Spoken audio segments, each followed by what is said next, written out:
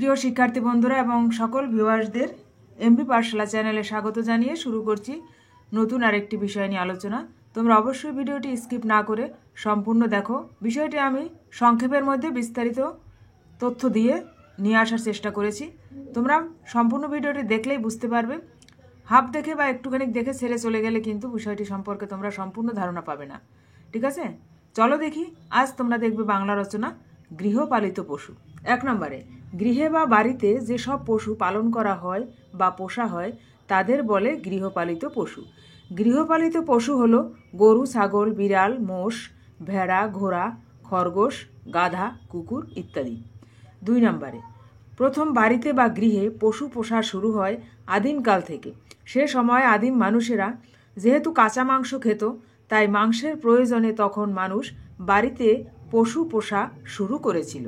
3 নম্বরে, বাছুর যখন গরুর বাট থেকে দুধ খেত, মানুষ সেটা দেখে ছোট বাচ্চারা গরুর বাটে মুখ দিয়ে দুধ খেয়ে দেখলো বেশ সুস্বাদু। তখন দুধের প্রয়োজন মেটাতেও পশু বাড়িতে পোষার গুরুত্ব আরও বেড়ে গেল। 4 নম্বরে, এখন আমরা যারা বাড়িতে পশু পুষে থাকি সেই সব পশুদের দুভাগে ভাগ করা যায়। যেমন গরু, ছাগল, মোষ, এদের কাছ থেকে দুধ এবং মাংস পাওয়া যায়। আর চাষবাস, মাল বহন করার জন্য পশুরা হলো গাধা, ঘোড়া ইত্যাদি। 5 নম্বরে, গৃহপালিত পশু আমাদের নানাভাবে উপকার করে থাকে। গরুর দুধ বিক্রি করে আমরা আর্থিকভাবে লাভবান হই। গরুর গোবর জৈব সার হিসেবে ব্যবহার করা হয়। 6 নম্বরে, ছাগল মাংসের চাহিদা মেটায়। গরু, মোষ দিয়ে জমি চাষ করানো হয়। গাধা, ঘোড়ার সাহায্যে মালপত্র বহন করানো হয়। 7 নম্বরে, তাদের উপকার ও সঙ্গ আমাদের মনে দায়িত্ব ও ভালোবাসার সৃষ্টি করে এবং তাদের প্রতি আমাদের যথেষ্ট শ্রদ্ধাও জন্মে যায় মনের অজান্তে। 8 নম্বরে, কুকুর সারা রাত জেগে মালিকের বাড়ি পাহারা দেয়। চোর ডাকাত দেখলে তারা উচ্চস্বরে চিৎকার করে মালিককে সজাগ করে তোলে। 9 নম্বরে, চোর ডাকাত, আসামি বা অপরাধীদের শনাক্ত করতে প্রশিক্ষিত কুকুর আমাদের সমাজের খুবই উপকার করে থাকে।